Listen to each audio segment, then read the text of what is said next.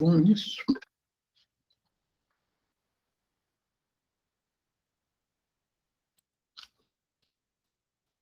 Então, pessoal, podemos, acho que, começando, né? Não necessariamente temos que seguir aquela ordem.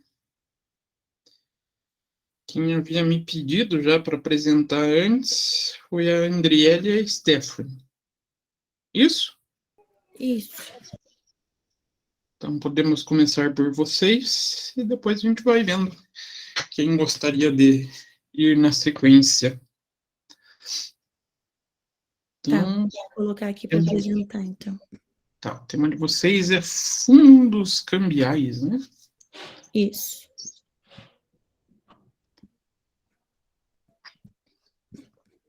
Então, fiquem à vontade, podem assumir o controle. Tá.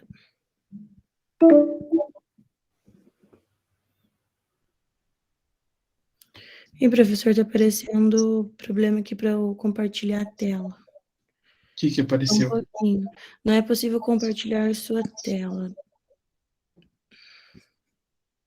Deixa eu entrar aqui para ver.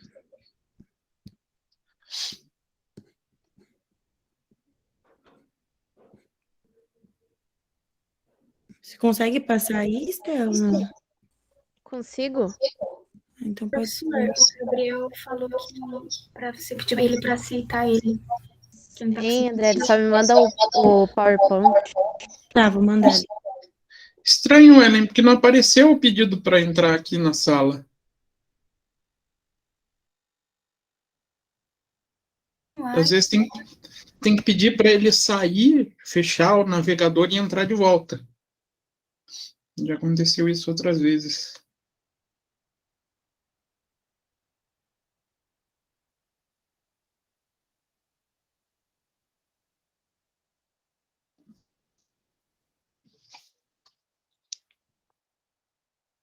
Mandei ele.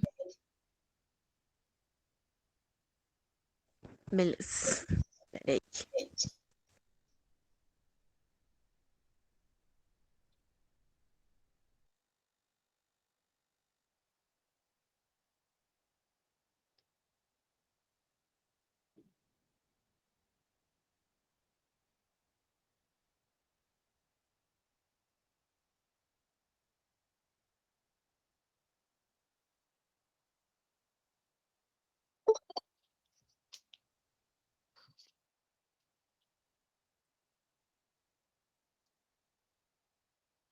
Professor, tô entrando, acho que na conta da minha empresa aqui.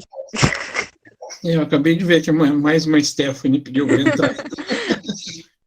Peraí.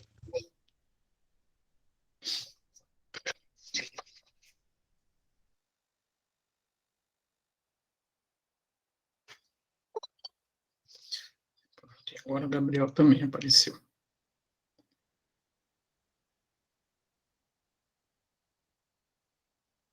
Com o link errado não ia dar mesmo nele.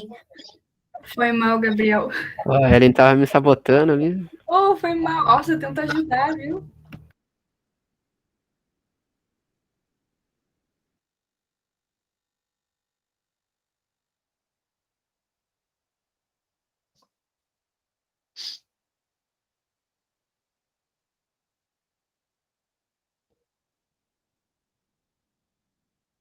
Não ia ter como falar sem ligar o microfone, né?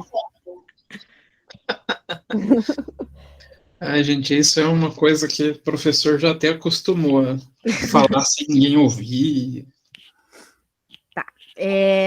Então, a gente ficou com fundos cambiais. O que consiste, né, o investimento de fundos cambiais? Ele é um investimento em ativos que está atrelado a moedas estrangeiras, né? Então, por via de regra, ele tem a finalidade de proteger os investidores contra as flutuações da sua própria moeda. Então, às vezes, o dólar, por exemplo, está valorizando e o real não está. Então, se ele tem uma aplicação que está atrelada ao dólar, ele às vezes consegue ter um retorno, digamos assim, que o real está desvalorizando. Como que funciona, né?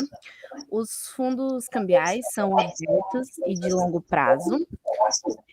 Isto quer dizer que, a qualquer momento, o investidor pode decidir começar a aplicar nessa categoria de produto financeiro. A carteira, né? Como que funciona? Ele tem um pouquinho de diferença com as dos outros investimentos, que no mínimo tem que ter 80% da carteira composta por ativo relacionado a moedas estrangeiras, seja de forma direta ou através de derivativos. Embora o dólar e o euro sejam as moedas mais comuns, também é possível encontrar outras opções, que é o Libra, o Iene, por exemplo, né? Tem várias outras. Os outros 20% que compõem a carteira podem ser ativos em outras categorias, como CDBs ou títulos públicos, que entra no caso da atrelação com a moeda, que às vezes pode ser um CDB que está atrelado ao dólar ou à libra, enfim. Rendimento. O rendimento vai depender da performance da moeda que compõe a carteira e as flutuações dos outros ativos que também compõem o portfólio do investimento. Geralmente, por conta do câmbio, esse tipo de fundo pode oscilar tanto quanto os fundos de ações, conhecidos como os mais voláteis do mercado. Realmente, tipo, a moeda pode valorizar e desvalorizar a qualquer momento por várias decisões, né, políticas ou do mercado, inflação, enfim, pode acontecer tudo com a moeda de um país. Então, é bem variável esse fundo cambial, digamos assim.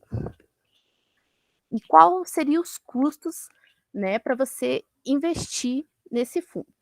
Tem a taxa de administração, que é pelo cuidado no dia a dia sobre o patrimônio do fundo, a taxa de performance, que é cobrada nos termos do regulamento quando os rendimentos superam um patamar previamente estabelecido. E, além disso, também pode haver as despesas de corretagem, custódia e liquidação financeira de operações de auditoria.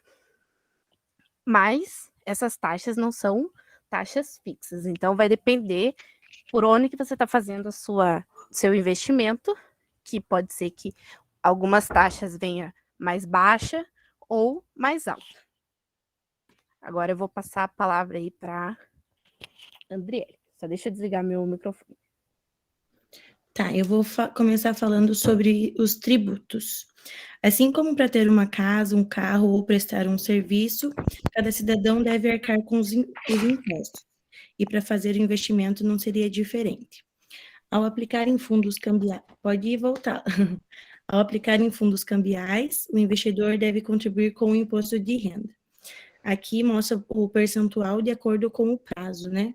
Tem o fundo de curto prazo, que até 180 dias é a taxa de 22,50%, acima de 180 dias, 20%, e o fundo de longo prazo, que até 180 dias é 22,50%, de 181 a 360 é 20%, de 361 a 720, 17,5%, e acima de 720, 15%. E no caso de resgate em menos de 30 dias, também deverá ser pago o imposto sobre operações financeiras.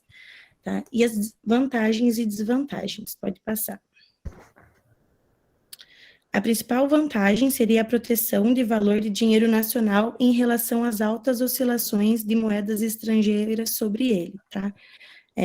Outro benefício é que não há nenhuma complexibilidade, só é preciso transferir o valor da moeda nacional para o fundo, e também pode ser uma alternativa de diversificação de carteira para evitar a perca integral do patrimônio em renda variável. Pode passar. E a desvantagem é a moeda nacional supervalorizar, né, sobre a moeda estrangeira, e também tem os custos e tributos que o investidor precisa arcar para ter acesso ao fundo cambial. Pode passar. Vale a pena investir em fundos cambiais? Pode passar. Depende da avaliação de cada investidor e de seus objetivos.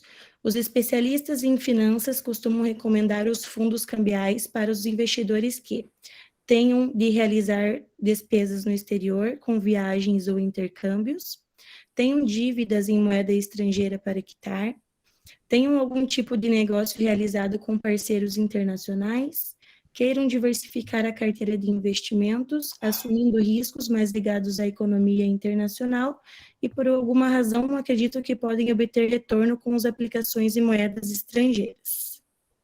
Pode passar. Aqui eu trouxe a opinião de 2 investidores sobre os fundos cambiais. Para Bruno Komura, analista de Ouro Preto Investimentos, fundos cambiais valem a pena se o investidor quer proteger contra o dólar. Por exemplo, se o investidor tiver uma viagem programada e quiser travar o valor do dólar, poderia ter alocação em fundos cambiais. O investimento, nesse caso, é passivo, então seria preciso procurar fundos com a melhor liquidez e menor taxa. Pode passar. E para José Falcão, analista de investimentos da Nu Invest, assim como alguns metais, ouro, o dólar historicamente é um porto seguro clássico, o que confere atrativamente interessante como seguro catástrofe, em face aos riscos que se colocam à economia global. Portanto, independente da direção a ser tomada pela moeda norte-americana, é sempre aconselhável manter uma parcela do portfólio de investimento em moedas fortes. E os riscos? Os riscos... Só um pouquinho que eu esqueci essa parte.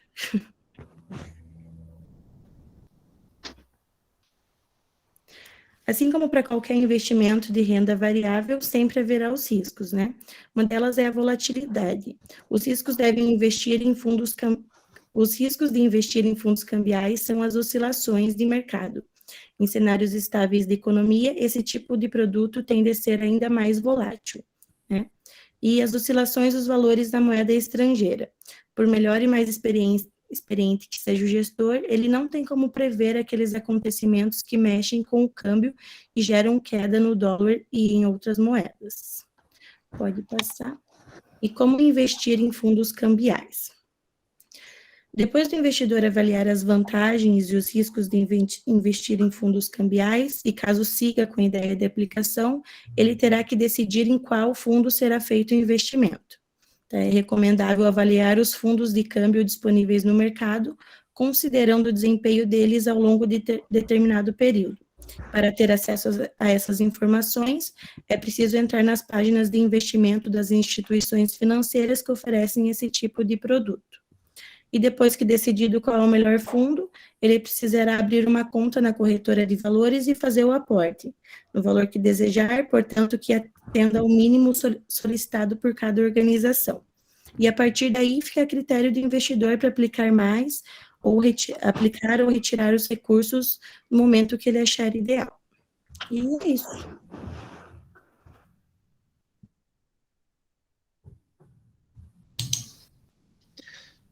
Bom, ficou muito bacana. Eu ia perguntar para vocês, para quem quer indicar, mas vocês já colocaram, né? Então perdeu a graça. Mas ali o ponto do fundo cambial que eu acho muito interessante para nós mortais, vamos falar assim, né?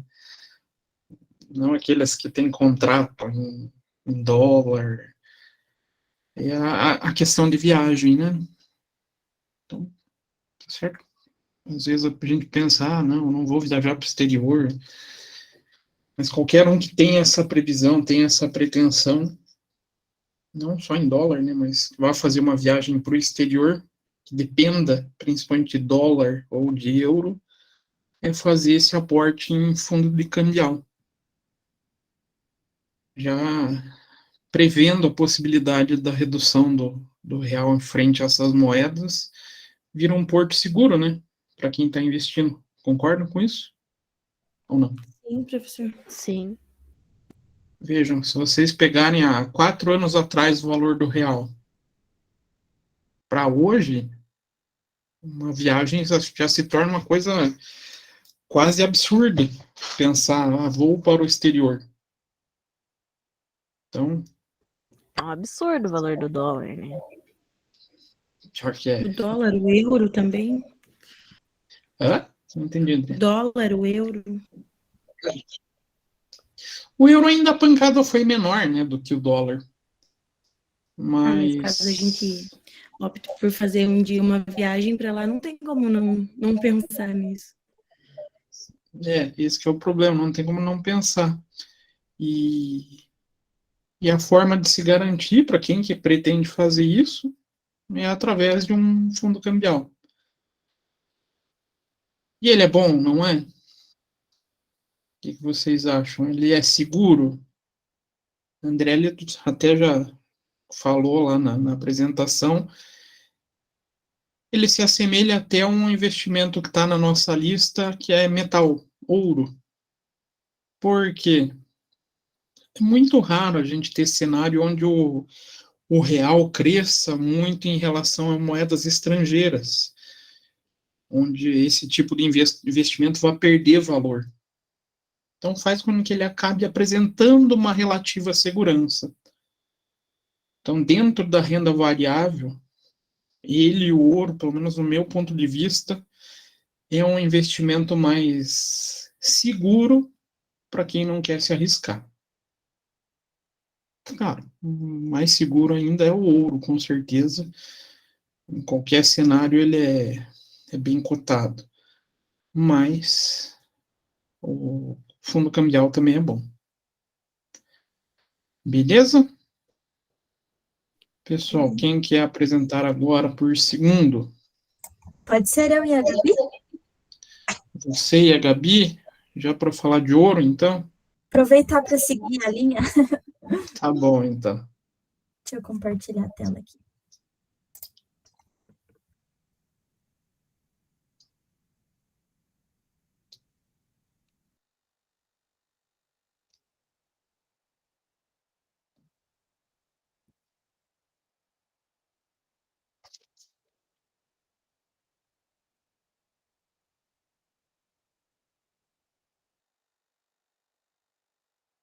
Se não ligar o áudio, não vai também aqui. Peraí. Complicado. Vocês estão vendo a tela aqui? Sim. Então, a gente vai falar hoje sobre os investimentos em fundo de ouro, né? E como o professor já falou, né, o ouro, ele é considerado um investimento muito seguro, né? Um porto seguro nessa carteira de investimentos. Por ele ser uma moeda de troca muito antiga, né, eu acho que as pessoas associam ele com essa certa segurança de conhecer o que você está trabalhando, né? Então, também, além disso, ele é um porto seguro porque ele é conhecido como um símbolo de proteção para momentos de crises financeiras e aumento da inflação, pela essa questão dele não ter uma queda muito alta no valor dele, né? Por ser um produto também escasso, ele não costuma ter essa queda como outros investimentos, né? E as oscilações dele também não são muito altas. A gente pesquisou bastante e a maioria dos investidores, a gente deu uma olhada ali com dicas, falou que o ouro ele é uma defesa de capital, né? Então, muitos investidores dizem que é necessário você ter na sua carteira, né, investimento em ouro, para você ter essa defesa caso ocorra alguma crise, como, por exemplo, em 2020, o ouro foi um dos investimentos que mais teve retorno por conta da pandemia. Aqui a gente traz também algumas vantagens e desvantagens, né? E algumas das vantagens de investir em ouro é essa que ele é considerado uma reserva de valor e o preço dele vai subir geralmente durante as crises, né? E também ele vai oferecer essa proteção em meio às oscilações dos investimentos em renda variável. Aí, nas desvantagens, também tem um problema que o preço do ouro ele acaba caindo quando o investimento de renda variável estão altos. Então, quando tem um aumento no valor das ações, geralmente o ouro ele vai ter uma baixa, então talvez ele não seja tão atrativo para você estar fazendo um investimento nesse momento. E também ele não tem um crescimento exponencial, geralmente ele vai ficar num valor, não digamos fixo, né, mas um valor que não vai variar tanto. E também não é possível gerar uma renda passiva com o ouro, assim como outras ações, né, que tem um rendimento maior, mas também tem um risco maior, né? Aqui, então, a gente pode trazer onde o ouro é negociado. Então, você pode fazer investimento em ouro pela B3, e tanto pessoa física como jurídica consegue fazer o investimento no ouro, né? Ou também, se você quiser fazer a compra do ouro por meio de recurso físico, no caso, o ouro em barra, né? Existem algumas distribuidoras que fazem essa venda. Aqui está errado, está escrito bola, mas ignore. Na Bolsa de Valores, o investidor ele precisa ter uma conta, né, e uma corretora de valores. E esses contratos, para você fazer a compra, eles são negociados a partir de 250 gramas de ouro. E se forem barras, você pode ter uma variação ali para fazer a compra de 1 grama até, por exemplo, 1 quilo de ouro, né? Atualmente, o valor, em média, de 100 gramas de ouro está saindo a 30.805, né? Que esse é o valor mais atual que a gente achou. E também, se o investidor ele quiser fazer a compra desse ouro em barra, no caso, né, não as ações, digamos, ele pode deixar esse metal em custódia em alguma transportadora de valor que cuide do item. E, na verdade, essas custódias, elas custam também para o bolso do investidor, né? E essas transportadoras, elas podem cobrar de 0,07% a 0,15% por mês sobre o valor do ativo para a custódia desse ouro, né? Então, aqui temos algumas formas de investimento, mas o ouro, ele tem 3 tipos de fundos, então pode ser em real mais CDI, que seria o certificado de depósito bancário, e em dólar. O dólar, ele já é mais benéfico para investidores, né, de longo prazo, porque ele acompanha as oscilações de câmbio. E agora a gente vai falar sobre as formas de investimento, daí seria com a Gabi.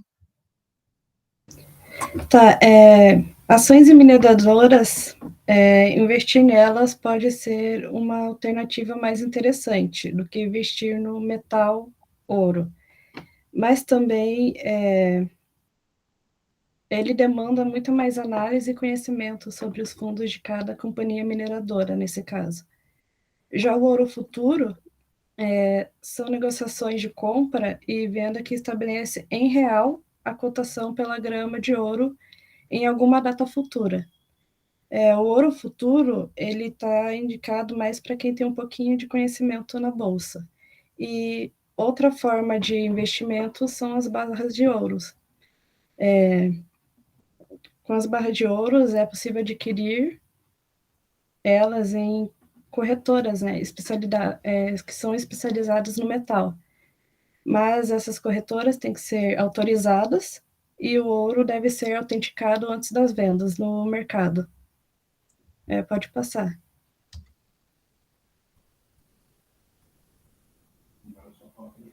Tá, sobre a tributação, a gente vai começar com o imposto de renda, e qualquer pessoa que possui o ouro físico, em algum formato qualquer, que tenha custado R$1.000 ou mais, precisa declarar ele no imposto de renda. E quem investe no metal, através de contratos, deve prestar contas ao fisco. Mas isso não significa que é necessário pagar um tipo de tributação, no caso do lucro com as vendas. Já estão isentos nas alíquotas todos aqueles cujos rendimentos sejam menores do que 20 mil no mês. E acima disso, a alíquota é 15% sobre o lucro. Já a ETF do ouro é um investimento no ouro físico metal. Ele é negociado em bolsa e sofre incidência de imposto de renda como a maior parte das aplicações de venda variável. Sua alíquota é a mesma aplicada nas ações, que nesse caso também é 15%. E a Trade Gold são ações negociadas na Bolsa Americana e é tributado pelo imposto de renda diretamente da fonte, com bases de alíquotas de mais ou menos de 22,55% a 15%. Eu acho que é isso.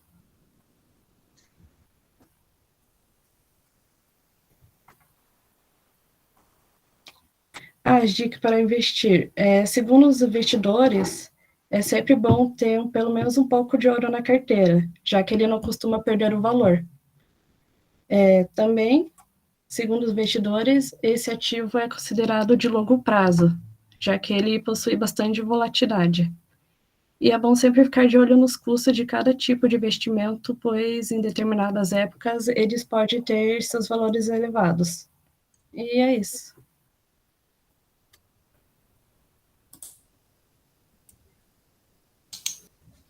Bom, acho que temos o investimento mais antigo da face da Terra sendo trazido agora, né? O que vocês acham? Desde quando o ser humano gosta de ouro? Desde sempre. O ouro ele é associado ao rendimento, a valor, né? Então, Isso buscando as idades mais antigas que a gente tem relato, sempre tem a figura do ouro atrelado à riqueza, né? E por que, então, ele continua tão seguro até hoje? Justamente por essa aceitação por todos os povos. Em qualquer lugar do mundo que vocês tentem negociar ouro, ele vai ser negociado. Ele vai ser considerado riqueza. Por isso, essa segurança, né? O mundo pode estar em qualquer processo de desmoronamento, vamos falar assim, pode estar numa guerra. Bom exemplo, no caso da Segunda Guerra, a segurança financeira era basicamente para quem tinha ouro, né? A ponto até das grandes potências buscarem esse tipo de riqueza para poder fazer fundos de guerra, né? Mas ali foi um ponto que eu achei interessante, vocês falaram sobre comprar o ouro em barra. Dá para comprar em qualquer lugar? Não. Não, por quê? Tem que ser uma casa especializada, elas dizem, né? Elas têm que estar credenciadas, né? Especializadas e serem autorizadas a fazer essa negociação do ouro. Por que existe esse controle? Até pela própria tributação pode ser que também, né? você esteja comprando algo que não seja ouro. Então, tem também essa questão de você estar comprando nessas casas especializadas por segurança também, né? Você está comprando o metal correto. Segurança em termos de compra do material correto, né? Segurança para o próprio governo, uma vez que você começa a criar mecanismos de controle de circulação desse material, e mesmo assim a gente ainda vê muita negociação sendo feita de maneira paralela. Infelizmente, a gente tem um mercado clandestino de venda de ouro muito grande. Então, eu quero comprar ouro. Cuidado. E é fácil de passar alguém para trás com ouro? O que vocês acham? Quem não tem conhecimento acredita que sim. Fácil não deve ser, né? Mas sempre alguém acha que tem um jeitinho, né? E é fácil, se você não conhece, não tem como testar se é o material original ali, você vai comprar achando que é ouro e não é. E não é ouro. E acontece muito. Ou, às vezes, é o chamado ouro baixo. Aquele ouro que tem uma quantidade de outros metais na mistura grande. E isso acaba desvalorizando. Então, Ele é seguro, é muito bom, mas cuidado. Cuidado onde é negociado. Agora, a gente começa aí para os títulos um pouco mais delicados, que já envolvem um pouco mais de risco. Peraí. Fundo cambial e ouro, tem risco? Ter risco tem, mas são menores do que os demais, eu acredito. Exatamente, Manuel. Eles são menores. O ouro, ele é o que menos tem risco de todos os que a gente tem hoje para explicação, mas tem. A baixa dele é mais pela questão do aumento de outras ações, não por algo, por exemplo, uma crise em uma empresa e uma ação cai.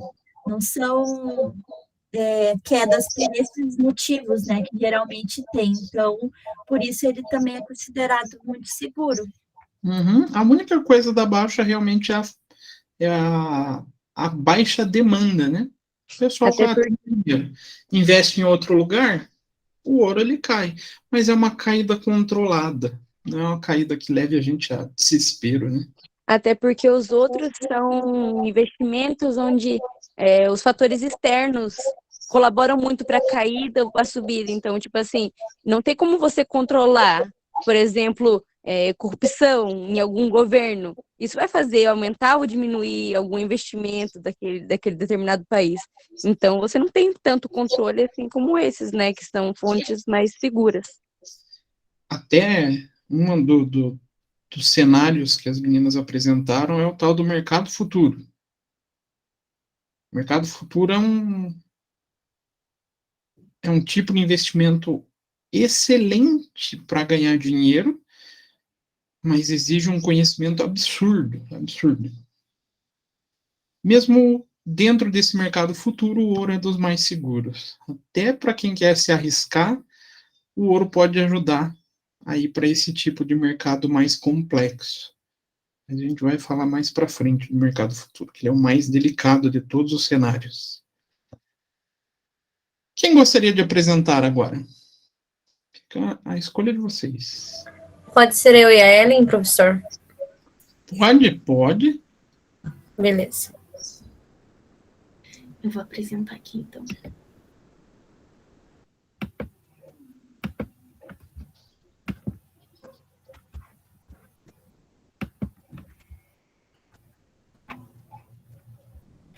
Peraí, que fechou. Já tá nervosa, Ellen. Não, normal, professor. Meu olho tá pulando. Calma, professor.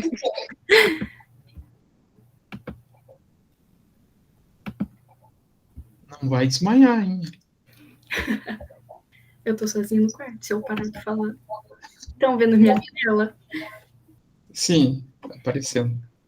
A gente vai falar de fundo de investimentos imobiliários. Os fundos imobiliários são fundos de investimento destinados à aplicação em empreendimentos imobiliários, né, como já diz, e eles também incluem a aquisição de direitos reais sobre bens de imóveis e investimentos em título relacionado ao mercado imobiliário, como, por exemplo, a letras de créditos imobiliário, que é a LCI, a LH, que é as letras hipotecárias, a CEPAC, que são cotas de outros fundos imobiliários certificados de potencial adicional de construção, e a CRI, que é certificado de recebíveis imobiliários, entre outros. Os fundos imobiliários foram criados pela Lei número 866893 e são regulamentados pela Instrução CMV número 472. O seu funcionamento e a oferta pública de cotas de sua emissão depende do prévio registro na Comissão de Valores Imobiliários. Como elas funcionam? Geralmente, os investidores têm 3 maneiras, né? Que são comprando e depois revendendo, assim que tem a valorização da propriedade, ou então colocando para alugar e também aplicando em cotas de fundos imobiliários. É uma forma simples porque não precisa um capital tão alto para investir, e elas são classificadas de fundos de rendas, que são direcionados para aquisição de direitos reais sobre bens imóveis, com o objetivo de gerar renda por meio de locação dos imóveis, fundo de desenvolvimento, prioritariamente voltados para o setor da construção imobiliária e incorporações, e os rendimentos são provenientes das vendas desses empreendimentos. Fundo de títulos, que investe a maior parte do seu patrimônio em títulos ou valores imobiliários de renda variável ou de renda fixa relacionados ao mercado imobiliário, que podem fazer parte da carteira de um fundo imobiliário. E também tem aqueles que investem em escritórios, shopping centers, entre outros. É de extrema importância que você fique atento à política de investimento, já que a rentabilidade demanda muito dos riscos de cada fundo que está no portfólio da carteira, né, ou do investimento que você vai fazer. Cotas. O patrimônio dos fundos imobiliários é dividido em cotas, que representam frações ideais do seu patrimônio. As cotas, elas são nominativas e escriturais, então elas não têm um certificado, apenas um registro eletrônico em nome do investidor, que confere quais são os direitos e deveres que todos os cotistas têm igualmente. Ao investir em um fundo imobiliário, ele se torna cotista, ou seja, titular, na proporção do investimento, né, em que ele faz. Então, ele não pode exercer qualquer direito real sobre imóvel e empreendimento integrantes do patrimônio do fundo. Ele não pode decidir nada sozinho, né? Ele precisa ali todos os cotistas fazerem a aprovação, e quando eles têm a questão de fazer um resgate ou uma negociação dessas cotas, elas são como se fosse um condomínio fechado, então elas não podem ser resgatadas a pedido dos cotistas, a não ser que se for permitido por liquidação ou então deliberada pela Assembleia. Ou também tem o prazo ali da duração, que não precisa ser mantido também. Quando acabar esse prazo, ele pode se retirar.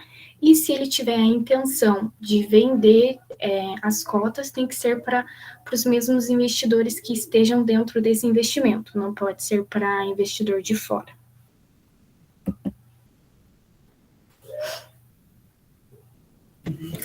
Tá, eu vou falar um pouco sobre o retorno. A primeira e talvez a principal forma de rendimento do investidor em fundo imobiliário é por meio da distribuição periódica de resultados. Quando foi criada essa lei, ela estabeleceu uma obrigatoriedade de distribuição de rendimentos, no mínimo semestralmente.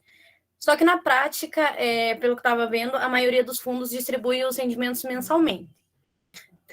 Sobre o imposto de renda, é importante destacar que os rendimentos recebidos pelos cotistas, pessoas físicas, são isentos de imposto de renda quanto às seguintes condições são atendidas. O cotista beneficiado tiver menos de 10% das cotas de fundo, o fundo imobiliário tiver no mínimo 50 cotistas e as cotas do fundo forem negociadas exclusivamente em bolsa de valores ou mercado de balcão organizado. No entanto, essa isenção ela só é válida para valores recebidos a título de rendimento. Se, por acaso, um investidor for fazer a venda e tiver ganho de capital com essa venda da cota, ela é sujeitada à incidência de imposto de renda até 20%. Também é importante registrar que os fundos imobiliários eles não são considerados investimentos de renda fixa, apesar de muitos distribuírem rendimentos mensais. Até porque ele não tem nenhuma garantia que será mantido, até porque às vezes pode ter uma inadimplência de um inquilino, vacância de um imóvel, e porque o valor das cotas podem oscilar de forma considerável. Algumas das vantagens de investir em um fundo imobiliário é em poder investir em imóveis com pouco dinheiro, acesso a imóveis de primeira linha, acesso a inquilinos de primeira linha, grande possibilidade de diversificação, liquidez, a isenção fiscal sobre os rendimentos, previsibilidade do fluxo de caixa e o ganho de capital. As desvantagens é dificuldade de conhecer os imóveis, embora haja ferramentas para isso, não ter voto majoritário nas decisões de fundo, impossibilidade de utilização como garantia, tributação no ganho de capital, oscilação patrimonial, embora isso pode gerar oportunidades no mercado secundário para novas aquisições, e não ter o controle direto da propriedade. Algumas corretoras para investimentos seria a Rico, a XP Investimentos, o Banco Inter, o Banco Nubank com a Nuinvest, o BTG Pactual, Clear Investimentos, Modal Mais e o Itaú. E é isso. Esse é um investimento um pouquinho diferente, né? A gente não escuta falar tanto dele. Já perceberam isso? Ou não? Não é uma pergunta retórica, tá? Vocês podem responder. Vocês já viram propaganda de investimento em fundos imobiliários? Não, não vi. Quase não se fala. Muito pouco. O que eu acho engraçado do fundos imobiliários é que ele tem muita periodicidade. Vira e mexe a gente vê moda de segmentos sendo atingidos por esses fundos imobiliários. Já teve setor hoteleiro tendo muito envolvimento com esses fundos, depois veio a parte de shopping, e vira e mexe vai renovando esse tipo de atividade. Mas ele é bom, não é? Tem risco. É bom, professor. Depende. Ele tem Mas bastante risco, né, professor? Por exemplo, eu invisto lá em um galpão logístico ou um shopping, e os inquilinos vão lá, não pagam um aluguel, eu perco as cargas, isso faz com que o meu rendimento, às vezes, nem tenha rendimento, né, durante o mês, não tenha dividendos, pagamentos de dividendos. Ele tem uma vantagem em relação ao ouro e ao fundo cambial, que é justamente a figura dos dividendos, né? Só que daí ele tem esse problema do risco. Ele começa a ter um risco maior. E fora também todo o risco imobiliário existente, né? Por mais que a gente ache, então a gente tem essa sensação aqui no Brasil que o segmento imobiliário ele é um setor seguro, na realidade ele não é plenamente seguro, né? Vocês conhecem alguma história de problemas econômicos baseados no segmento imobiliário? Sim, Qual, Daniela? quando vai para leilão lá, daí a pessoa compra e não sabe das taxas, por exemplo, se é um imóvel que tem taxa de condomínio. Pense num problema econômico geral. Ah, tá, desculpa. Até para uma nação inteira. Vocês devem lembrar da crise de 2008. Lembram? professor era criança. Você está pedindo muito da minha memória. Eu tive Covid, essas coisas muito antigas, eu já não me lembro. Pelo menos na parte histórica. Até sem jeito. Não, vocês estão judiando. Não é tão antigo assim também, né, gente? Ah, professor, mas eu era criança mesmo, verdade, eu nasci em 2003. Aí já é complexo. Mas a crise de 2008 foi basicamente uma crise imobiliária. Então, quem tinha esse tipo de investimento, não foi aqui, tá? Foi lá nos Estados Unidos. Quem tinha fundo imobiliário lá no mercado americano teve um grande prejuízo. Então, ele não é também um investimento, vamos falar assim, seguro, plenamente seguro. Ele traz muito risco atrelado. Claro, menos que alguns outros segmentos. Então, ele também é bacana para investir, mas já com essa sensação ou com essa ideia de estou investindo em um segmento onde eu posso não ter lucro ou até ter prejuízo no caso de uma venda. Então, cuidado. Agora, eu acho que a gente vai para os 3 mais delicados. Que é ações, fundo de ações e fundos de índice. Quem quer começar? Quem quer apresentar? Pode ser frente, professor. Ações. Ações? Então tá. Fundo de ações? Somos nós, eu e a Ana. Não, ações. Aí fundo de ações Ações. é outra. Ações. Ah, ações só. Então tá bom. Então vamos para ações, depois fundo de ações, então. Beleza, então. Calma Então aí. vai lá. O Gabriel vai apresentar a tela. Compartilhar a tela. Tá.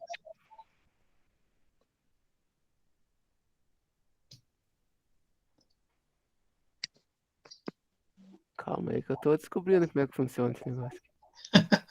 Relaxa, pode fazer com calma.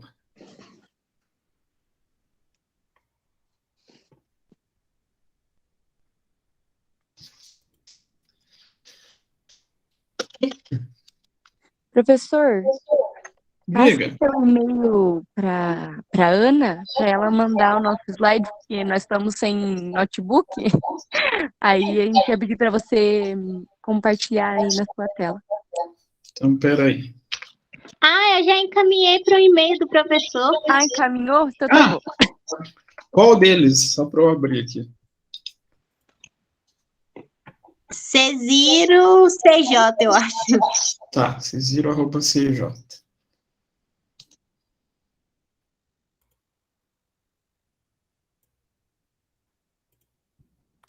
Tá aparecendo aí? Sim. Agora sim. Então, em ações a gente vai apresentar o conceito, né? O que é uma ação? A ação é a menor parcela do capital social de uma companhia ou de uma sociedade anônima. Portanto, um título patrimonial como tal concede aos titulares ou acionistas todos os direitos e deveres de um sócio, no limite das ações possuídas. Tá. O que leva uma empresa a abrir o capital, né? Colocar suas ações à venda, no caso. Essa venda de ações, ela gera uma receita para a empresa e dessa forma pode ser feito melhorias, como também novos investimentos. Além disso, colocando seus projetos em prática, pode também atrair novos investimentos de fora, valorizando seu mercado, que tende a aumentar. Quais seriam os primeiros passos para investir em ações, né? Primeiramente, você tem que definir seu objetivo, né? Normalmente, ou então você vai querer, por exemplo, uma aposentadoria, né? Pensando mais a longo prazo, como também você pode criar uma renda extra, né? Partindo mais para os dividendos. Você precisa identificar o seu perfil. Ele pode ser conservador, moderado ou arrojado. Conservador, você vai prezar mais pelo teu capital, não vai querer expor tanto ele. Moderado já é um meio termo entre o conservador e o arrojado, que seria já uma pessoa que não ligaria se acontecesse num caso, dar uma queda e ela perder, por exemplo, quase todo o seu capital, ou todo também, né? É bastante importante você estar sempre com o estudo em dia, porque, por exemplo, hoje o mercado está de uma forma, está com certas ações em alta e outras em baixa. Amanhã já pode ser outra coisa, né? Pode-se dizer também, né, que quem não arrisca não petisca. Por exemplo, se eu não vou querer, não arriscar alta agora, eu não vou conseguir ganhar um valor grande, né? Vou ficar só de pouquinho em pouquinho, né? E tem outro também que só perde quem joga. Por exemplo, não arrisquei alto, meu dinheiro está aqui, se eu perder vai ser coisa mínima e vou estar ganhando. Tipos de ações, né? Elas são divididas em dois grupos: ações preferenciais e ações ordinárias. As preferenciais, os acionistas têm preferência na divisão de dividendos, porém eles não possuem o direito a voto ou intervenção na empresa. E elas podem ser identificadas pelo número 4 em seu código, por exemplo, ITUB4, entre outras ali, né? Elas também podem ainda serem subdivididas em ações preferenciais de classe A e B, sendo que a classe A ela leva o código 5, enquanto a classe B tem o código 6. Já as ações ordinárias, ela é um tipo especial de ação, né, onde que somente nessa modalidade o acionista tem direito à participação na decisão da empresa. e ela leva o código de número 3. Elas podem ser classificadas em 3 tipos: a Big Caps, a Mid Caps e a Small Caps, né? As Big Caps são também conhecidas como a Blue Chips. Elas dominam o mercado, além de serem as maiores e possuindo os lucros mais altos. São responsáveis por um grande número de negociações na bolsa, portanto, elas possuem alta liquidez. Já as Mid Caps, elas são as empresas de médio porte. Ela tem um crescimento significativo, mas também ela não é tão alta igual uma Blue Chip, né? E ela tem assim uma liquidez intermediária. A Small Caps, né? Ela é a categoria que representa as empresas de menor porte. Ao contrário das Big Caps, que já são tão grandes e não possuem uma perspectiva de crescimento, né? As Small Caps ela pode crescer exponencialmente. Contudo, pode ocorrer o contrário também. Como elas já são empresas menores, né? Elas são menos consolidadas no mercado e tem mais chance dela quebrar, né? Pois elas possuem pouca liquidez, né? E são negociadas na Bolsa de Valores. Comprar e vender ações, né? Para comprar, não chega a ser tão complicado, né? Basta você efetuar a criação de uma conta em alguma corretora e então transferir o dinheiro que você pretende investir. Cada corretora tem uma forma diferente de compra, né? Aí, vai entrar mais a fundo nisso, é só tentar fazer o passo a passo lá. E uma das formas de ter o lucro é através da venda, né? Da venda das ações, ou seja, por exemplo, hoje a ação está custando R$40, né? Você segura ela lá, passou daqui 3 dias ela está 50. Você pode vender e ter um lucro ali de R$10, ou você pode optar pela seguinte ocasião, ir comprando mais, cada vez que for aparecendo novas propostas, e ter o seu lucro através dos dividendos, né? Os dividendos é a partir da porcentagem de lucros da empresa, e ela varia com a quantidade de ações que você tem da empresa. Por exemplo, uma pessoa que tem 10 não vai receber a mesma porcentagem de uma pessoa que tem 20, né? E assim vai indo. E como é feita a valorização dessas ações, né? Ela é baseada através de diversos aspectos, né? Dentre eles, podemos dizer oferta e demanda. Aumentando a procura de determinada ação, seu preço, consequentemente, vai aumentar. Exemplo, quanto mais pessoas procuram uma determinada ação, seu preço sobe, sendo o momento para efetuar sua venda, no caso. Por exemplo, você não vai a ação está subindo, está a 50. Você não vai comprar ela por 50, sendo que antes ela custava 30, entendeu? E agora passa a voz a Tainá. Então, a gente vai falar sobre as principais ações, né, de empresas que estão subindo na Bolsa de Valores, tanto no primeiro semestre do ano quanto no segundo, né. No primeiro semestre, a Cielo, né, a gente apresentou ali uma porcentagem de 65%, 67%, a Eletrobras e Pera. E no segundo semestre, a Petrobras, a Vale, a Suzano, entre outras. É isso, professor.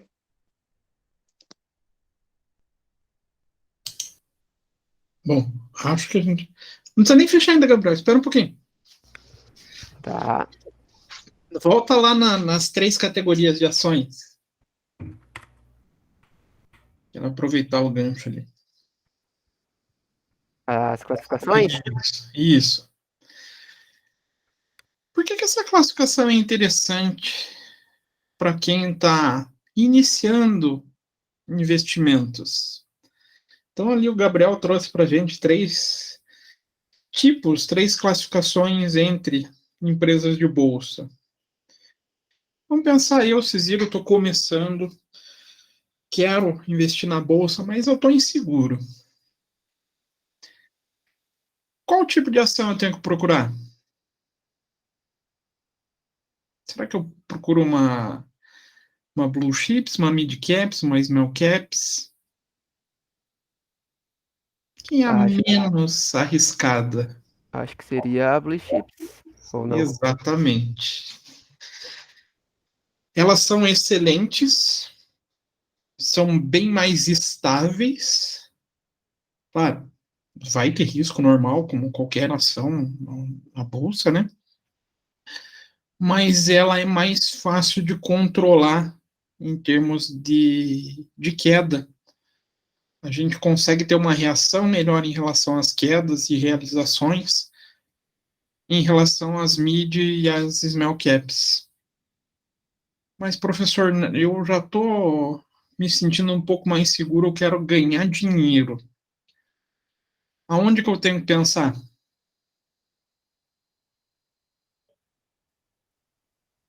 Aí depende, né? Por exemplo, se você quer arriscar bastante, você pode investir numa small caps, né? Que ela já não é, por exemplo, sim, ela é pequena. Pode ocorrer alguma coisa ali, você, por exemplo, comprou uma ação de R$ 10. Amanhã, sei lá, explodiu alguma coisa lá, ela tá R$ 1.000, por exemplo. Eu Exatamente. acredito eu, né? Não, é exatamente isso, Gabriel. Elas são com maior perspectiva de geração de riqueza. Só que ela tem um problema do alto risco atrelado. Ela tem a maior chance também da gente quebrar. Então, essa classificação já serve como balizador para, vamos falar assim, segurança em termos de conhecimento de mercado. Claro, tem muitos outros fatores envolvidos, mas já é um primeiro ponto a pensar. E vocês viram que tem dois. Agora são tipos mesmo de ação, né? Preferencial e ordinária. Isso daqui se preparem que depois vai acompanhar vocês na contabilidade também, tá? Tem movimentações contábeis que a gente precisa desse conhecimento. Então, ação preferencial, eu tenho preferência no recebimentos das empresas, né? Então, vai ter pagamento de dividendos. Essa ação vai ter uma prioridade nesses pagamentos. Porém, ela tem um certo problema. Um certo que não é problema, né? Ela não tem direito a voto. Tá, professor, mas o que isso influencia na minha decisão? Vocês lembram na aula passada que eu falei de os dois tipos de análise que a gente pode aplicar no mercado? Com dois perfis diferentes? Ninguém lembra. Lembram? Não? Talvez. Análise fundamentalista e análise técnica, né? Fundamentalista, vocês já estão começando a ver alguma coisinha em finanças corporativas, não com o nome de de análise fundamentalista, mas ela tem uma característica muito peculiar desse tipo de análise, principalmente para aqueles investidores de longo prazo. Qual vocês acham que esse tipo de analista prefere? Ação preferencial ou ordinária? Pensem que são aqueles grandes investidores de longo prazo, e que muitas vezes querem até poder mandar na empresa. Então é ordinário. Exatamente. Eles têm a tendência de buscar ações ordinárias. Justamente por esse poder de gestão, o poder, muitas vezes, de controle da empresa. Vocês vão ver que na contabilidade a gente vai ter um tratamento contábil diferente para quem tem ação ordinária. E as ações preferenciais? Quem mais busca? É aquele cara que quer controlar a empresa ou é aquele cara que só quer rendimento financeiro? Curto prazo, né? Não quer curto prazo. Basicamente, então, a gente tem um analista técnico. Até por isso, elas são classificadas como ações de maior liquidez no mercado. Preferencial é muito mais fácil de negociar, sem variação de valor, do que as ordinárias. Mas a gente tem um segmento bem delicado para fazer essa análise, bem complexo, né? E a gente vai continuar nas próximas aulas em relação a isso. Agora temos quem para apresentar? Gabriel, obrigado. Fundo de ações? Fundo de ações. Então, sobrou para mim compartilhar. Ihu! Olha lá, estão judiando. Né? Professor. Já me chamou de velho. Não, eu falei assim, eu falei que eu não estava tão assim mais velha para entender o que estava acontecendo em 2008. Que subjetivamente significava que o professor deve estar velho. Não, eu não falei para você falar assim, vocês lembram? Eu não lembro mais. Não, brincadeiras à parte, vamos lá. Podem apresentar, meninas. Então, esse é o nosso tema, fundo de ações. O professor pode passar um. Fundos de ações são fundos de investimento que têm como principal fator risco e a variação de preços em ações admitidas à negociação em mercado organizado. Como demais fundos, contam com um gestor profissional a quem cabe definir a alocação dos recursos seguindo suas estratégias.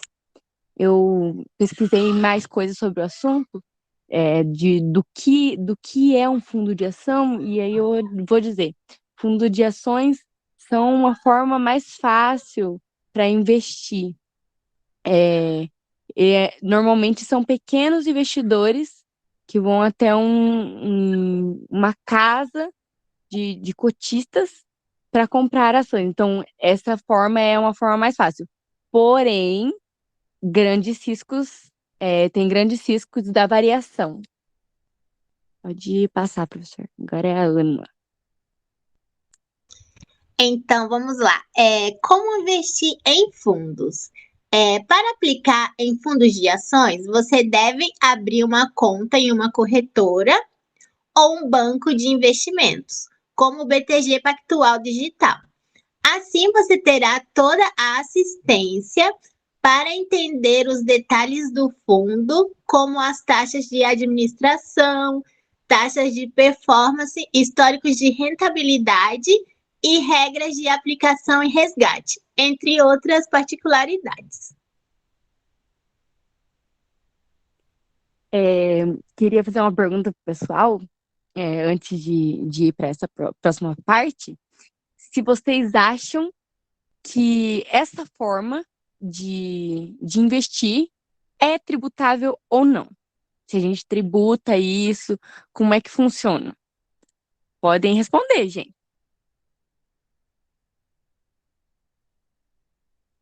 O professor já está até rindo ali.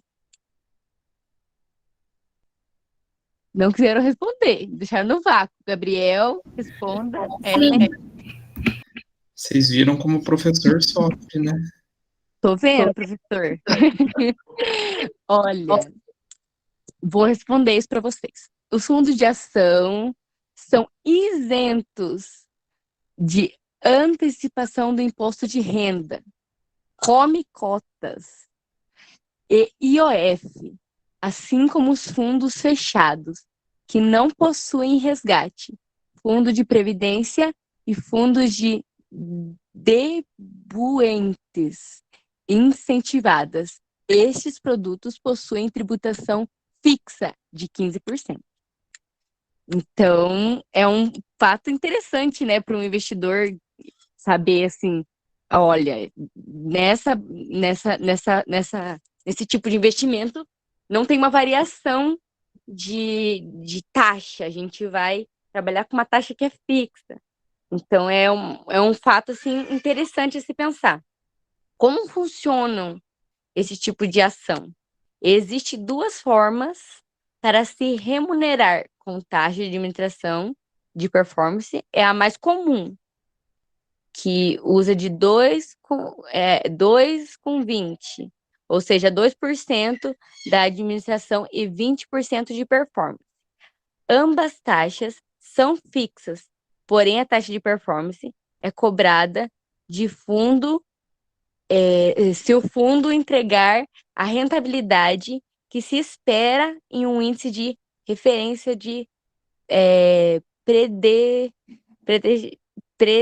nossa, essa palavra não consegui. Predeterminado. Na Ibovespa, CDI e IPCA. E etc. Pode passar para o próximo. Agora vamos falar sobre a liquidez.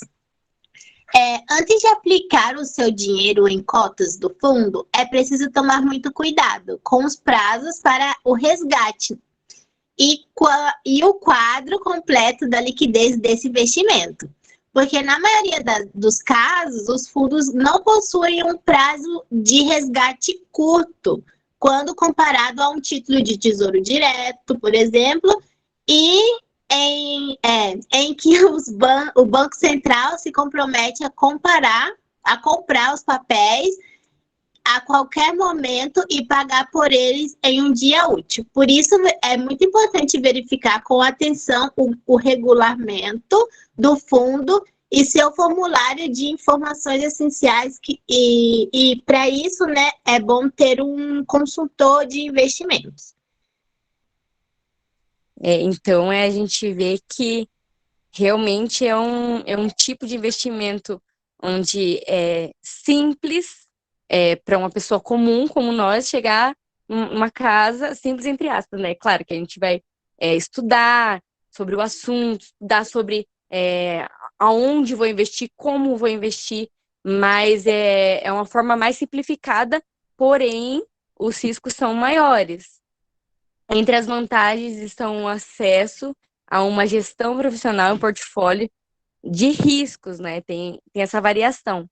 E diversificação da carteira de acesso a ativos sofisticados. Então, a gente consegue chegar a investir em coisas assim mais sofisticadas, né? Não apenas em pequenos comércios, pequenas coisas, a gente consegue chegar em lugares altos. Porém, o risco é grande. Pode falar, professor.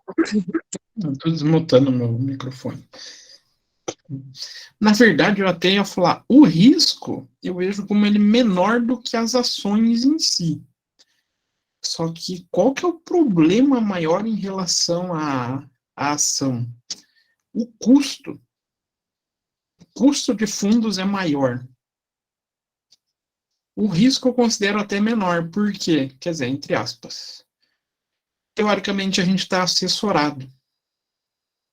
Quem vai fazer a gestão do fundo é um profissional. Diferente do Cesiro lá na bolsa, e se ele mesmo sair negociando os papéis. É exatamente isso que eu ia falar sobre essa negociação, né? É diferente quando a gente tem pessoas em volta da gente, eu acho melhor você ir por esse caminho vai ter menos risco do que você ir sozinho. Claro, você vai estudar para aquilo, você vai se preparar, mas é diferente. Isso acaba tornando o investimento menos rentável. Só que entra naquela regrinha do risco-retorno. Todo investimento que tem um maior risco acaba trazendo um maior retorno. Aqui, como a gente tem, teoricamente, essa assessoria diminuindo o risco, a remuneração desse fundo de administração acaba diminuindo a minha rentabilidade. Mas ele se torna um fator interessante no sentido de, vamos falar assim, a gente ficar menos sujeito ao mercado, né? Justamente por esse fundo profissional. Mas ainda tem mais um fundo que pode ajudar nesse sentido, desse risco. Qual é? Samuel, Dâmila, é com vocês. Boa noite. Estão me escutando? Sim, senhor. Já hoje estava falando a ninguém estava escutando. O bagulho estava dourado. Então, a gente vai falar um pouquinho sobre o fundo de índices, né? Como o próprio nome já diz, ele segue os índices, né? Ele tem uma variação na carteira dele. Ele é um fundo com várias ações no mesmo fundo. Por exemplo, ele Só vai uma ter... pergunta, Samuel. Vocês vão compartilhar uma tela, não? Hoje não, mas Então tá. Tá bom? Então, ele é um fundo para quem quer começar a colocar o pé de entrada na Bolsa de Valores, né? Ele não tem muito risco pelo fato de ele ser muito diversificado. Por exemplo, a Ibovespa 11, a Ibovespa, ela tem um fundo chamado BOVA 11. Ela tem vários fundos no mesmo investimento. Então, por exemplo, quando você for lá investir na BOVA 11, você não vai estar investindo em um único fundo. Você vai estar investindo em vários fundos diferentes. Por exemplo, você pode estar investindo no Itaú ao mesmo tempo que você investe no Itaú, você pode investir na Petrobras. Então, são vários fundos interligados. Ela vai ter, por exemplo, uma linha ali e ela vai tentar acompanhar essa linha de rendimento. Ela não vai tentar ultrapassar, porque ela não é um fundo ativo, ela é um fundo passivo. Ela vai tentar somente acompanhar aquele percentual. E, além disso, ela tem uma desvantagem, né?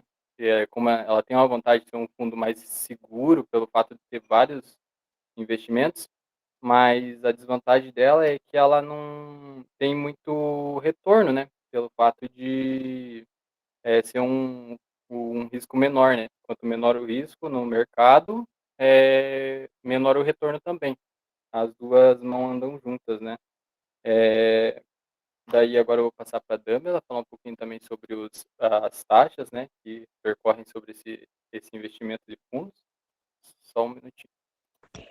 Boa noite, pessoal. Então, primeiramente, desculpa pela questão dos slides. Vou falar um pouquinho ali sobre a taxa da administração e também a do imposto de renda, tá? Então, a taxa da administração, ela é para quê? Ela é para prestação do serviço, né, de gestão da administração, e ela também pode ser destinada aos demais prestadores ali do serviço que fazem com que operacionam ali o fundo, né? Ela é cobrada sobre o patrimônio líquido e ela é expressa no percentual, né? Essa cobrança é feita mensalmente e essa prática ela é realizada Opa, desculpa, tô nervosa. Que garante o tratamento igual entre os cotistas em caso de resgate. Então, por exemplo, se uma pessoa ela investir ali 10 mil de um fundo cuja taxa é 1% ao ano, ao longo desse um ano, né, ela vai pagar equivalente a R$100 ali do título. Também tem a questão do imposto de renda, né? Tem dois tipos, né, que é o imposto de renda variável, que funciona assim. Ela tem uma alíquota única para operação comum, né, que é de 15% sobre os ganhos obtidos com a venda das cotas.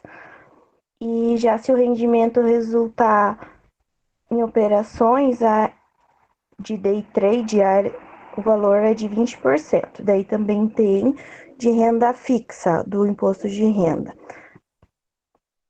Daí a tributação ela varia conforme o prazo médio de vencimento dos títulos que compõem. Então, nesse caso, ela tem 3 alíquotas distintas, né? Então, até 180 dias é 25%, de 181 até 710 é 20%, e acima de 720 dias é 15%. Basicamente é isso. Só mais uma questão, o fundo de índice, então, o administrador desse fundo, ele vai escolher, dentre as melhores ações do mercado, ações determinadas para fazer esse investimento. Então, ele vai escolher as que estão dando melhor retorno, entre outras maneiras de classificar elas, para dar. Ele pode ter tanto ativos de ações públicas quanto da iniciativa privada, tanto do governo como de empresas privadas. Por quê? Ele tenta seguir como se fosse uma meio de segurança para o investidor. Ele tendo ações do governo, ele tem uma segurança que ele vai não mais ou menos uma certeza que ele vai receber aquela determinada cota. Já as iniciativas privadas, ele já não pode ter tanta certeza. Então, ele vai tendo uma média daquelas ações, de retorno daquelas ações, tendo um pouco de certeza nas públicas e incerteza nas privadas. E isso equivale uma a outra.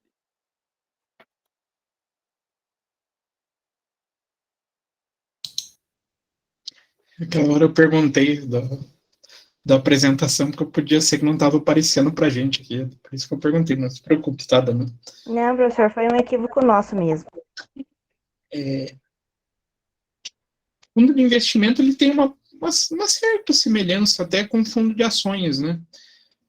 Porém, ele acaba até sendo um pouquinho mais seguro do que o próprio fundo de ações.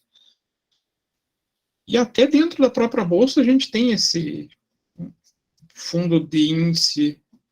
Vocês chegaram a pesquisar aqueles índices que eu falei para vocês? Isso é geral, tá? Não é só para... Vixe, Maria. Eu sabia que não. Professor, mas você tem que ter paciência com a gente, professor. Você passou um trabalho pra gente apresentar, a gente tá nervoso. eu tô até suando Pra apresentar, aqui, meu pra Deus. falar, é diferente. Aí você tem que ter paciência, professor. A gente não lembra de tudo. Ou é trabalho, ou é pesquisar outra coisa. Mas vocês choram, hein? Então, professor, se a gente não chorar, né? Eu já falei para vocês sobre a minha possibilidade de tese de doutorado? Não, você não conta nada pra professor. gente. Dá uma relembrada aí para ver se você já falou ou não. Tá? É uma brincadeira isso, mas eu prometo acabar com a falta de água. Falta de ar. Basta pedir. A minha ideia é justamente fazer um saneamento hídrico com alunos. Só colocar todo mundo em um ônibus, levar perto de uma represa e pedir trabalho, fazer qualquer tipo de comentário. Misericórdia. A choradeira que vocês fazem vai encher a represa. Não pode fazer assim, professor. Tenha paciência. Eu tenho certeza que vai encher a represa. É brincadeira, tá? Credo. É só de sacanagem. Mas dentro lá da própria Bovespa, não é Bovespa mais, né? Vocês já não podiam estar falando Bovespa, que já é coisa de velho, igual a Emanuele me chamou. Se ferrou, agora ele te marcou que você chamou ele de velho. Ô, professor, você para com isso, tá? Eu vou pra polícia. Agora é B3, Dentro né? da B3 lá eu consegui pegar e olhar lá, porque tinha dois, acho que, se não me engano, o BOVA 11, né, que é o mais famosinho dentre eles, e o PIB 11 também, que eram lá que eu consegui localizar. Não, mas tem mais, tem outros fundos. Isso demonstra para a gente a preocupação com que a própria B3, né, a própria Bolsa, tenha com a segurança dos investidores, com a segurança do mercado para esse pessoal. Que nem eu disse ali, né, a porta de entrada, né, para fazer investimentos em ações, né. Eu estava vendo um trader lá, acho que era trader, explicando lá um pouquinho sobre como ele começou, né. Ele já começou investindo direto em ações. Daí ele viu, foi lá e começou a investir errado, levou uma paulada lá, perdeu todo o dinheiro. Depois ele descobriu o fundo de índices. Hoje, uma das maiores aportes dele é em fundo de índices. É porque, assim, ele pode colocar o capital dele somente sobre uma ação só, que norteia todo o resto, né? E ele tem um menor risco de perda daquele capital dele. Mesmo tendo um risco, mas é menor do que se ele investisse em uma única ação. Exatamente. Então, ele é realmente uma boa ferramenta para quem quer começar. E a taxa dele também, ela é baixa, né, professor? Então já ajuda também. Já ajuda. Claro, Inclusive, falando em taxa, isso é até um complemento da ações, fundo de ações e fundo de investimentos.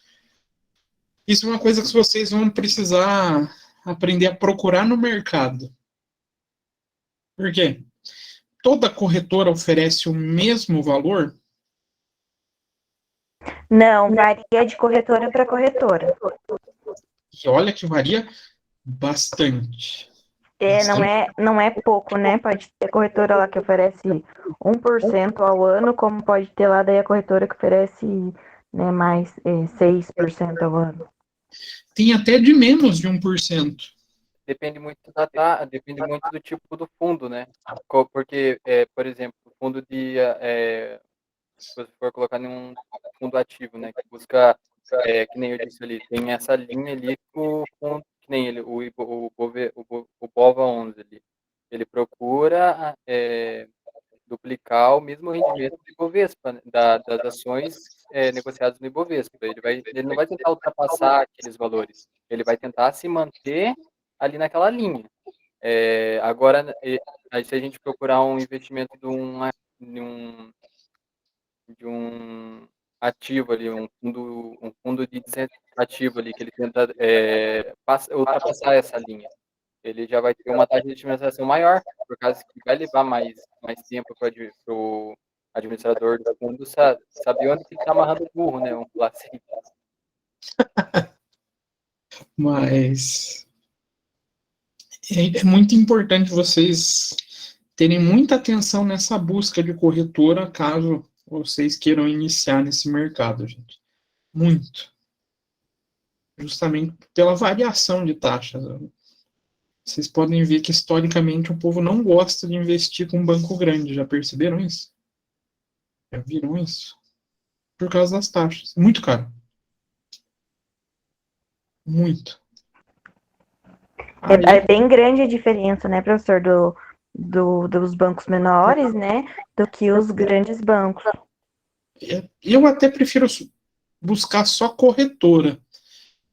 Deixa eu até compartilhar aqui.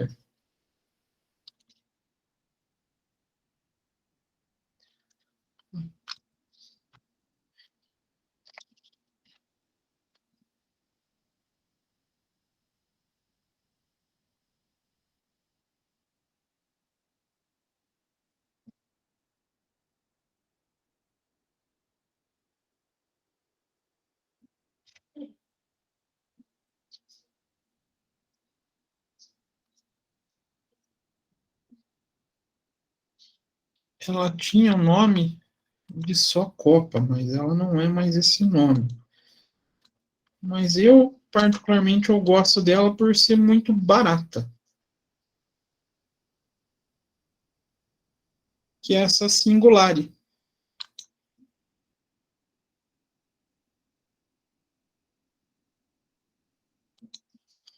Ela é bem tranquila para fazer cadastro.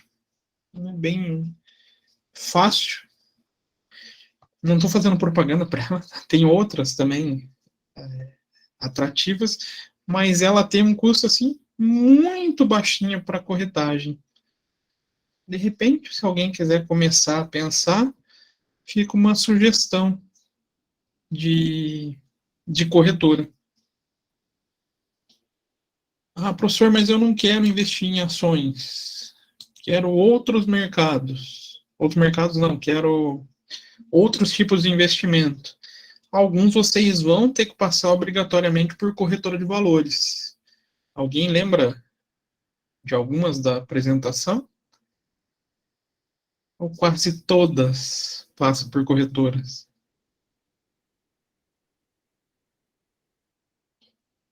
Obrigado pela participação.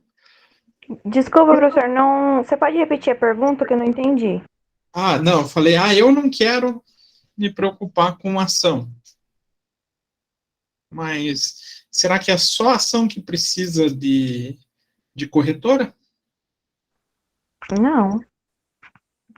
Até quando a gente vai investir no ouro, passa por corretora, né? Ah, professor, mas eu quero Tesouro Direto, corretora. Então, muito dos bons investimentos são feitos através de corretora. Então, por isso, vale a pena procurar uma que seja segura, né? Que você tenha uma plataforma boa e que não seja cara. Falta a minha apresentação, né? Mas já é 9 horas. Vocês querem prolongar ou... Nossa! Por mim, tudo bem. Você tá muito engraçadinho, né, professor? Por quê? Ué, professor, eu sabia que essa aula a gente ia apresentar. O que você tá de graça? Falta a minha apresentação. Não, ficou um tema para mim, lembra? Esse aqui, ó. Ficou? Eu não sabia. Aqui, ó. Ah, professor, Então mas bora, pode falar professor, na mete próxima bala. aula, a gente não vai achar ruim.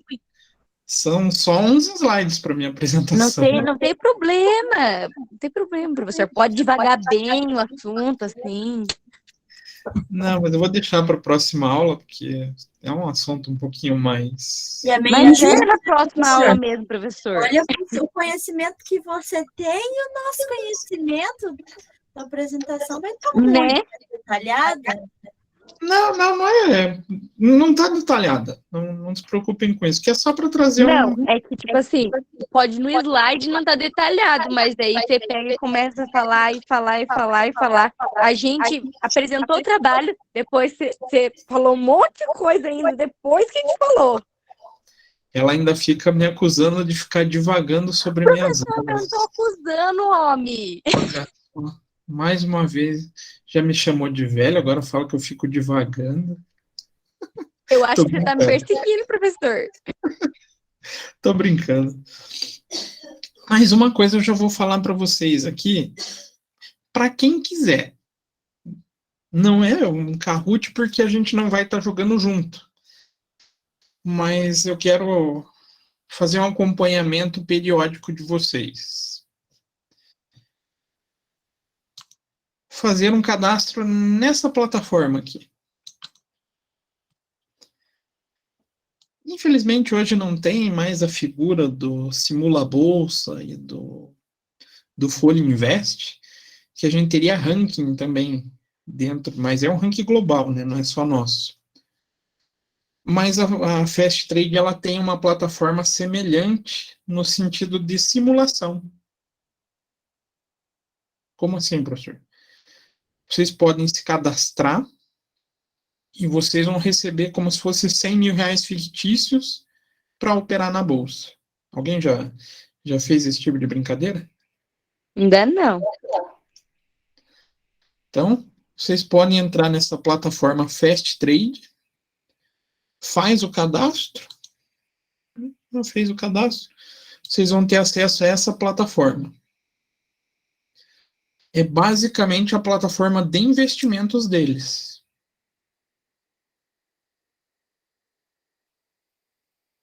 Não levando um carro, um condomínio aqui. Barulheira de alarme. Só que a vantagem é que a gente não vai gastar dinheiro para poder investir.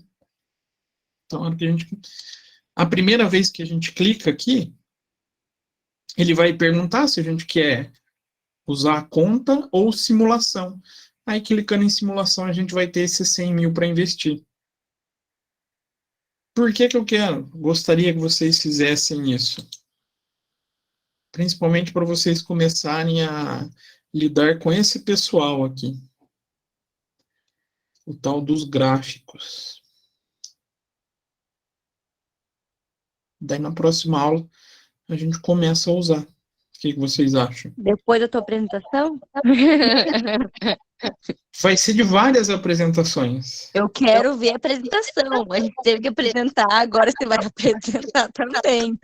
Mas tá prontinha aqui a minha apresentação. Não, professor, mas não é agora. Agora a gente vai descansar. Já estava prontinho. Mas aqui é para a gente olhar toda aquela... Não sei se vocês lembram que eu mostrei uns gráficos de teoria sobre bolsa, para a gente começar a trabalhar isso na prática. Começar a ter essa noção, né? Não, a gente não vai virar day trader aqui, né? Não é essa pretensão, jamais. Mas para que vocês comecem a ter essa noção das ferramentas que tem para essa análise gráfica. Beleza? Mais ou menos? Beleza. Então Tá façam bom, cada um. professor, combinado. Não gasta nada. E, sinceramente, quando vocês começarem a mexer, vocês vão querer depois ficar comparando um com o outro. Ah, quem está tendo maior rendimento? Quem já transformou 100 mil em... Professor, não fala isso, que daí vai virar disputa, professor. Não fale, professor. O problema é que vira mesmo e vira uma diversão, gente. Pra vocês terem ideia. Olha como também... a gente O Gabriel que vai falir todo mundo. Gabriel não, Samuel. Samuel vai pegar tudo o dinheirinho fictício da gente.